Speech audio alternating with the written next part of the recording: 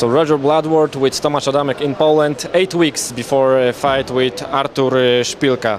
How this 8 weeks will look like for Tomasz and you?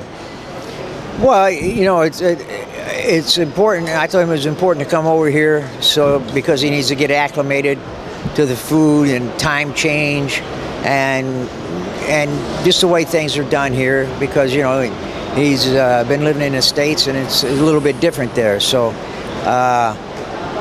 we decided to come over early, get acclimated, so when the fight came, there'd be no excuses.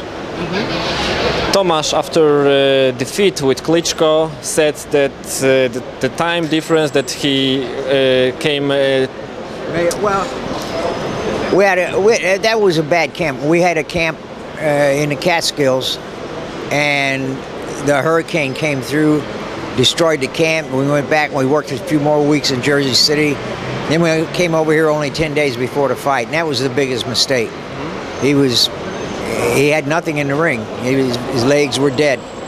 But do you think it was a key factor that he came to Poland too late? Oh yeah, absolutely, absolutely. And it had nothing to do that Klitschko was far better fighter? Yeah, well, he's a good fighter.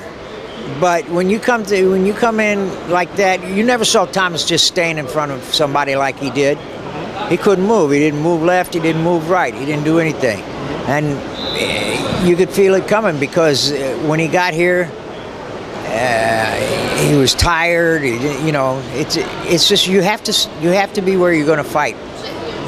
Okay, last time before Adamek Klitschko fight, I asked you, is it not too early for Adamek as a heavyweight to fight Klitschko now? I want to ask you, is it not too early for Szpilka to fight Adamek? We're going to find out.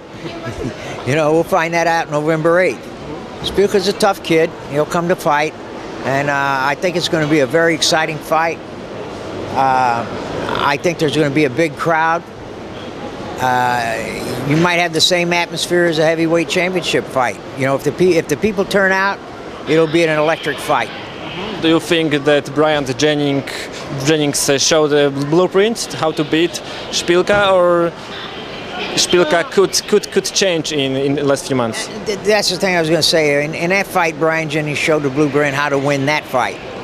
But if Szpilka changes what he does, then Thomas will have to fight differently. You know, that's why you can never say, okay, I watch this fight, I know what he's going to do, because when a guy gets in the ring, he may not do that.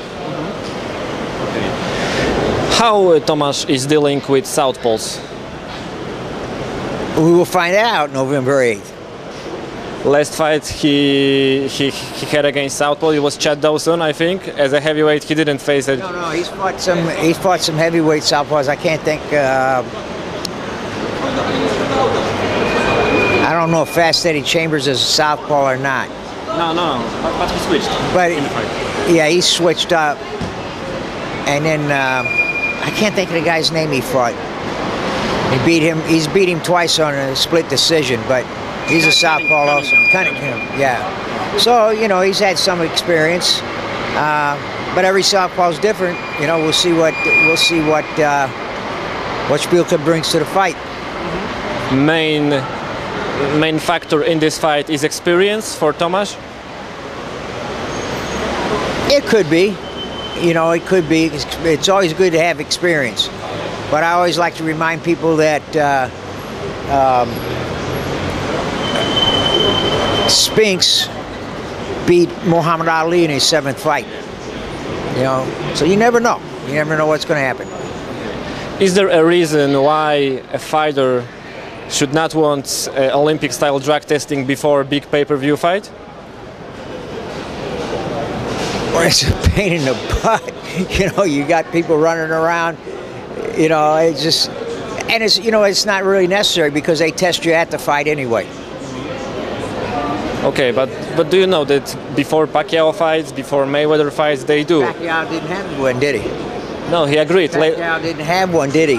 Because he didn't fight Mayweather, did he? But before his last fight against Brandon Rios got caught on that. No. Brandon Rios got caught afterwards, not before. So that's why they had the fight. So do you think it's not necessary to show the people I'm clean? I have nothing to hide. What is it going to do? You know, if you go to the fight and you turn up dirty, then that's another thing. But it doesn't mean anything. Do you think it's a big distraction when guys from the commission came to the training camp and they request the test? Well, yeah, it's always a distraction because they always come in unannounced, you know, and I've never had to deal with that, you know, as a trainer, because my fighters are always clean, so I never had to deal with it. But I know guys that have, and it's a distraction because, you know, they want to come in and make a big show and everything. So I don't think too much of it. Because honestly, in the Olympics, almost everybody's doing something, you know, and they don't catch them. So unless you're dumb, you're not going to get caught, I think. I think a lot of times guys use that for an excuse, you know, just to. I think Pacquiao used it for an excuse not to fight Mayweather.